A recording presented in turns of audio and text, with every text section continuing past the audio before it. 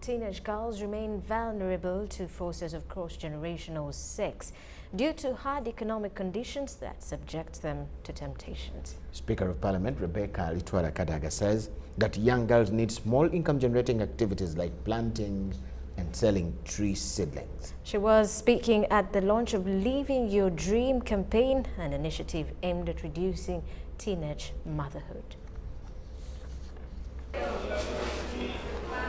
A report by United Nations Population Fund indicates that 42% of pregnancies among adolescents are not intended. On the other hand, 22% of adolescents have ever had sexual intercourse, with 10% of them sexually active between 15 to 19 years. These have had everlasting impacts on the health of this youthful population, with at least 1% of them reported to have experienced obstetric fistula. The challenge with our society these days, we are looking at adopting a lot of the Western culture. We forget we have our own culture, we have our own values.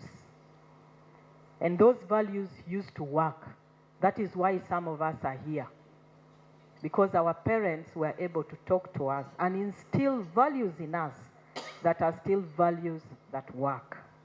So do not look at a parent in the village not talking to a child and you say that parent is useless. No. Teach those parents to talk to the children.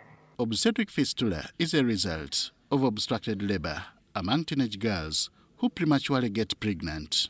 A pregnant teenage girl is facing physical risks of complications related to childbirth and pregnancy. She might also be unprepared to raise a child and may seek unsafe ways of terminating the pregnancy. We have had a drop in this indicator from 435 to 368. Women dying for every 100,000 live births. But that is not still good enough. We need to bring it as low as possible. It is our shared responsibility to create an environment where the new generation, young girls and boys, can dream and drive their dream to reach their full potential. But as the country eyes achieving middle-income status by 2040, teenage girls need economic empowerment to reduce dependency. One may wonder whether that could be the reason why 24-year-old Rita Mirembe ventured into tree seedlings. Twatandikanga tumerusa miti kuba bali bajinoonya kati ne tugitandikanga business. The mother of one from Wabiruko village in Mityana district answers in affirmative, in agreement with the emphasis by Speaker of Parliament Rebecca Kadaga. We also need to find ways of encouraging the young people to earn their own income. For instance, by planting trees and selling tree seedlings. It's a simple job, but it makes money and it's steady money. Part of the time, the young children are tempted because they need money to buy this or buy that and so on. You know, like these borders, they start by giving the young girl a lift one day, a lift another day.